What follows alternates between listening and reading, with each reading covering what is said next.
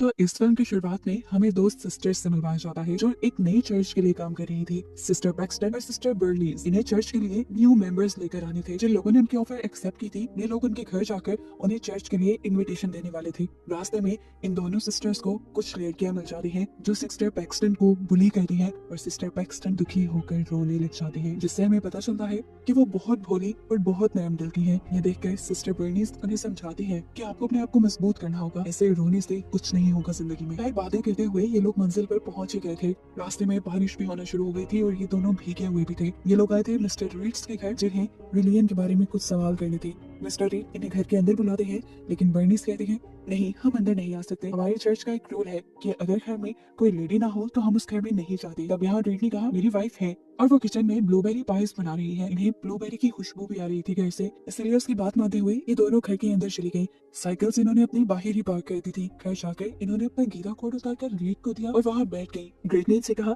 कि कुछ ही दिन में उनकी वाइफ उनसे मिलने आ जाएंगी, आप लोग घबराए नहीं। यहाँ रीड उनसे उनकी पुरानी लाइफ के बारे में सवाल करता है, तो हम भी ये जान पाते हैं कि ये दोनों एक चर्च में ही बड़ी बड़ी हैं। अब रीड इनसे सवाल करता है क्या आप लोगों को गॉड पे बिलीव है? दोनों ने हाँ में जवाब दिया। वो अब इनको बुक ऑफ मोर्मन दिखाता है, जिसे जोसेफ स्मिथ ने लिखा था। उनके मुताबिक वो पहले किसी रिलीजन को नहीं मानते थे, लेकिन फिर वो जब मुश्किल में थे तो तब एक एंजल उनकी मदद करने के लिए आई, जिसके बाद से उनका रिलीजन और गॉड पे बिलीव हो गया। रीड इन दोनों से सवाल करता है कि क्या जोसेफ स्मिथ की बातें तो ये सच लगती है या नहीं, जिस पर ये दोनों कहती हैं हाँ, ये बातें बिल्कुल सच है, गॉड भी इसी दुनिया का हिस्सा है। वो अब दूसरा सवाल करता है क्या तुम्हें मौत के बाद दूसरी जिंदगी पे बिलीव है, जिस पर भी इन दोनों ने हाँ बोला। सिस्टर पैक्सटन कहती है जब मैं मरूंगी तो मैं एक बटरफ्लाई बन के अपनों की फिंगर पे बैठूंगी और उन्हें बताऊंगी कि मैं मरने के बाद भी उनके साथ हूँ। फिर वो उनसे सवाल करता है कि क्या एक आदमी का ज्यादा शादियां करना ठीक है? पैक्सटन फौरन कहती है मेरे लिहाज से तो नहीं ठीक। तब वो उससे पूछता है क्यों, तुम्हारे तो चर्च वाले इस रूल को मानते हैं? तब सिस्टर बर्नीस बोली हाँ ऐसा है, लेकिन वो इसलिए क्योंकि हमारे चर्च वाले अपने मेंबर्स बढ़ाना चाहते हैं और एक फैमिली के जितने मेंबर्स होंगे उतने ही चर्च के मेंबर्स भी बढ़ेंगे, इसलिए उन्होंने ये रूल रखा। जिस बात पर उस आदमी ने कहा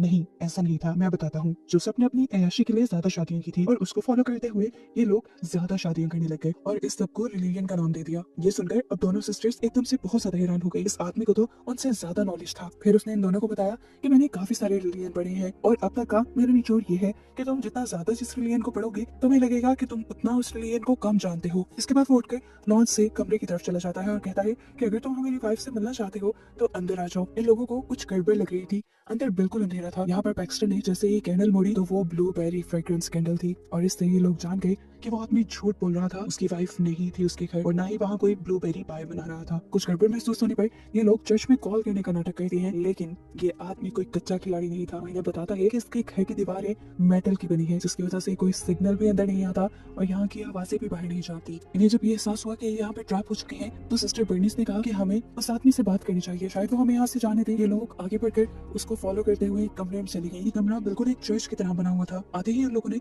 उस आदमी से कहा हमें चर्च जाना है, प्लीज हमें जाने दो। रीड ने जवाब दिया मैंने तुम्हें यहाँ कैद नहीं किया, फ्रंट डोर का दरवाजा सुबह को ही खुलेगा क्योंकि इस पे टाइमर लगा है। अगर तुम चाहो तो पीछे के दोनों दरवाजों को इस्तेमाल करके यहाँ से बाहर निकल सकते हो। वो हैरान थे कि दरवाजों पे टाइमर कौन लगाता है। खैर इन्होंने बाहर जाने के लिए जैसे ही एक दरवाजा खोला तो वो बेसमेंट से होकर जा रहा था, इससे उन्हें जाना बेहतर नहीं लगा। और जब इन्होंने दूसरा दरवाजा खोला तो ये भी बेसमेंट से ही होकर बाहर जा रहा था और अब तो इनको बिल्कुल लगने लगा कि इस आदमी ने जानबूझकर उन्हें यहाँ फंसाया है। सीन कट होकर हमें फादर को दिखाया जाता है जो सिस्टर्स के अभी तक वापस ना आने पे काफी परेशान थे और वो उन्हें ढूंढने के लिए निकल जाते हैं। अब इन्होंने बाहर निकलने का उससे नहीं पूछा क्योंकि वो जानते थे कि आदमी उन्हें यहाँ से बाहर नहीं निकलने देगा। वो आदमी नॉर्मली इनसे बातें करना शुरू कर देता है और इन्हें मोनोपोली नाम की एक गेम दिखाता है और सेम उसी पैटर्न जैसे और भी गेम्स दिखाता है जिन्हें खेलने का तरीका सेम था लेकिन उनके नाम चेंज थे। यहाँ पे बर्नीस को एक लेटर ओपनर दिखा जिसे उसने उठा के अपने पास छुपा लिया मुश्किल वक्त में इस्तेमाल करने के लिए। अब इस आदमी ने बोलना शुरू किया और कहा देखो ये सभी गेम्स सेम है, इन्हें खेलने का तरीका भी सेम है, फिर भी लोग इन्हें खरीदते हैं और बहुत ही शौक से खेलते हैं। इसके बाद वो 3 मिलियन की होली बुक्स इनके सामने टेबल पे रखता है और इन्हें बताता है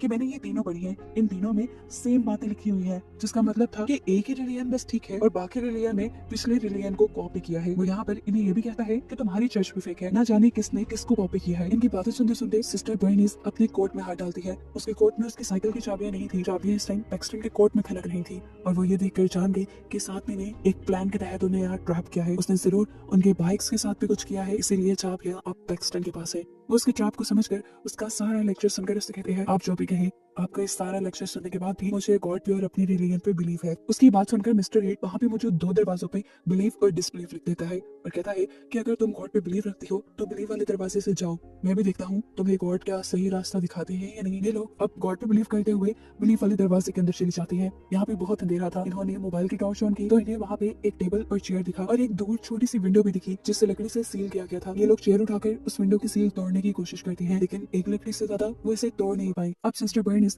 पैक्सटन को वो लेटर ओपनर देती है जो उसने उस आदमी के रूम से चुराया था। वो पैक्सटन को कहती है कि मैं इस आदमी को बातों में लगाऊंगी और जब मैं कुछ खास वर्ड्स बोलूंगी तो तुम ठीक वक्त पे उस आदमी के ऊपर हमला कर देना, जिसके बाद हम दोनों बचकर यहाँ से निकल जाएंगे। अभी ये लोग यही डिस्कस कर रहे थे कि एक चादर में लिपटी हुई औरत इनके सामने आकर बैठ गई। उसके हाथ में एक जहर वाली पाई थी। वो अब नीचे बैठकर कुछ दुआएं पढ़ने लग जाती है और रीड की आवाज इन्हें बताती है कि ये औरत एक प्रॉफिट है, एक पैगंबर है और ये यहाँ पे अब जहरीली पाई खाएगी और मर जाएगी। जिसके बाद ये औरत तुम्हें ये बताएगी कि उसने मरने के बाद आफ्टर लाइफ में क्या देखा। ये बात सच में मानने वाली नहीं थी, लेकिन है ये लोग यहाँ पे रुक गए। सिस्टर बर्निस ने ऊपर जाकर देखा कि रीड ने अपने घर का एक मॉडल बनाया हुआ था और वो उस मॉडल में उन लड़कियों को जहाँ चाह रहा था वहाँ रख रहा था, जैसे वो लड़कियां इनकी कठपुतलियां हों। जब वो इस काम में बिजी था तो उसने चुपके से एक दरवाजे से निकलकर दूसरे डिस्बिलीव वाले दरवाजे में जाने की कोशिश की ताकि वहां से वो निकल पाए, लेकिन उसने देखा कि दोनों ही दरवाजे बेसमेंट के अंदर जा रहे थे, एक ही बेसमेंट के अंदर। डिस्प्ले वाले दरवाजे पे वापस आकर उसने देखा कि वहाँ पे एक माचिस पड़ी है जिसे वो उठाकर यहाँ पे आग लगा सकते हैं, लेकिन जब उसने वो लेने की कोशिश की तो उसके हाथ नहीं लगी, इसलिए जल्दी से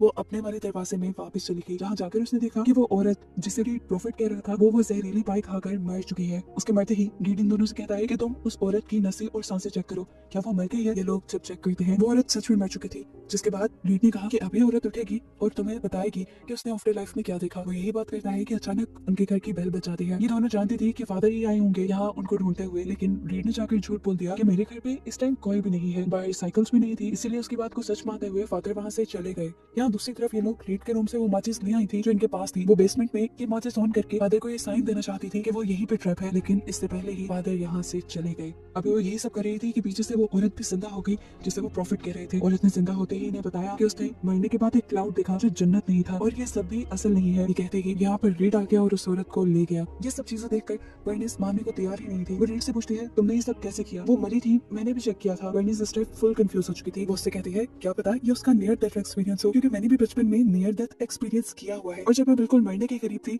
तब मैंने भी ऐसी ही कुछ चीजें हेलुसिनेट की थी, लेकिन फिर गॉड ने मुझे एक नई लाइफ दी थी। ये सारी बातें करके असल में सिस्टर बर्निस रीड को डिस्ट्रैक्ट कर रही थी। बातें करते करते वो जोर से मैजिकल अंडरवेयर कहती है। ये वो टाइम था जब पैक्सटन ने रीड के ऊपर हमला करना था। इससे पहले कि पैक्सटन उसे मार देती, रीड जल्दी से अपने पास से एक चाकू निकालकर सिस्टर बर्निस का गला काट देता है, जिसे देखकर पैक्सटन झंझला गई। उसने पूछा ये क्या किया तुमने? जिस पर रीड ने कहा कि ये लड़की असल नहीं है, ये एक स्टिमुलेशन है। वो अब उसे मारने के बाद के कटे हुए हाथ से एक चिप निकालता है और उसे कहता है देखो ये इसकी चिप। जिस पर पैक्सटन कहती है ये चिप नहीं है, ये बर्थ कंट्रोल के लिए एक इम्प्लांटेशन है और मैं जानती हूँ तुमने जो सब किया वो कैसे किया। वो औरत जिसे तुम प्रॉफिट कह रहे हो वो सच में मरी थी, लेकिन फिर पहले मरने वाली औरत और दूसरी औरत दोनों चेंज थी। मैंने देखा था उनके बैठने के तरीके भी चेंज थे और इन औरतों के बदलने का काम तब हुआ था जब हम लोग ऊपर माचिस लेने के लिए आए। ये सब तुम्हारा कंट्रोल प्लान था और मैं जानती हूँ कि बेसमेंट में जरूर कोई गड़ा भी है जिसके अंदर वो औरत अभी मरी पड़ी होगी। रीड उसकी बातें सुनकर हंसने लगता है और उसे कहता है तुम ये सब साबित कैसे करोगी? तो पैक्सटन कहती है मैं वो सीक्रेट पैसेज ढूंढ लूंगी। जिस पर वो हंसने लग जाता है और कहता है यहाँ कोई सीक्रेट पैसेज नहीं। और ये सुनकर पैक्सटन दोबारा उसे बेसमेंट में जाती है सीक्रेट पैसेज ढूंढने के लिए और उसे मिल भी जाता है। हैरानकुन तौर पे उसकी थ्योरी बिल्कुल सच थी। वहाँ पैसेज में उस मरी हुई औरत की लाश भी पड़ी हुई थी। उसने वापस आकर रीड से कहा मैंने कहा था ना ये सब तुम्हारा कंट्रोल्ड है। उसकी बात सुनकर अब रीड परेशान होने के बजाय उल्टा खुश हो रहा था। असल में रीड चाहता था कि पैक्सटन ये सब कुछ समझे जो उसने किया। अब वो यहाँ के सारे रूम्स में जाती है। एक रूम ऐसा था जहाँ पर उसी की साइकिल का लॉक लगा हुआ था। अब अपनी साइकिल की इस्तेमाल करते हुए उस लॉक को जब खोलती है तो अंदर बहुत सारी औरतें कैद थी जिन्हें देखकर वो परेशान हो गई। अब उसके पास रीड आया और उसने कहा कि तुम्हें समझ आई कि असली रिलीजन कौन सा है? जिसके जवाब में वो एक लंबी स्टोरी सुनाना शुरू करती है। उसकी आवाज में दुख नजर आ रहा था। उसने बोलना शुरू किया और कहा कि तुमने सब प्लान किया हुआ था। जब से हम यहाँ आए तब से तुमने प्लानिंग करना शुरू कर दी। हमारे हाथ से हमारे कोट लिए और साइकिल की चाबियां निकाली, साइकिल को अंदर रखा और फिर तुमने वो सब करवाना शुरू कर दिया जो तुम चाहते थे। सारी चीजें तुम्हारे कंट्रोल में थी। मतलब तुम ये समझाना चाह रहे हो कि असली रिलीजन कंट्रोल है तुम्हारे ही मुताबिक। हम जिस भी रिलीजन को फॉलो कर रहे हैं वो सिर्फ हमारे माइंड को कंट्रोल कर रहा है। वो सब हमारी सोच नहीं है बल्कि हमारे रिलीजन के थ्रू हमें कंट्रोल करवाया जा रहा है। ये सुनकर अब रीड खुश हुआ था कि पैक्सटन को सब समझ आ गई थी। उसने कहा हाँ सारे ही एलियन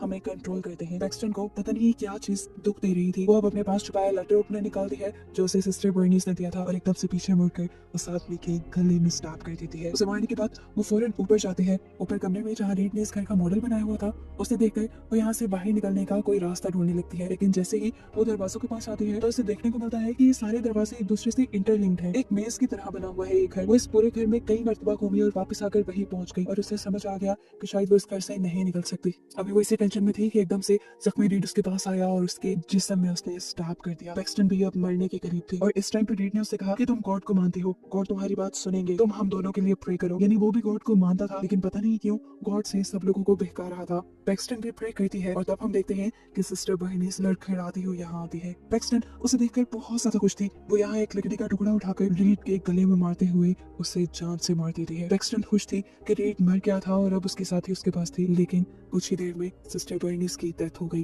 जो देखकर पैक्सटन को बहुत दुख हुआ। अब पैक्सटन दोबारा ऊपर गई और उसने दोबारा रीड के घर का मॉडल देखा और उसे एक खिड़की के बारे में पता चल गया जिससे वो बाहर निकल सकती थी। जल्दी से वो इस खिड़की को खोलकर फाइनली यहाँ से बाहर निकल गई, यहाँ से आजाद हो गई। और यहाँ से निकलते ही एक तितली आकर उसके हाथ पे बैठी। वो जानती थी ये सिस्टर बर्नीस की ही सोल है जो उसे बताना चाह रही है कि वो हमेशा उसके साथ रहेगी। ये देखकर वो खुश हुई और उसका इस चीज पे भी बिलीव बन गया कि मरने के बाद भी एक आफ्टर लाइफ है। उसके बाद समझते ही वो बटरफ्लाई यहाँ से गायब हो जाती है और यहीं पे ये स्टोरी भी खत्म हो जाती है।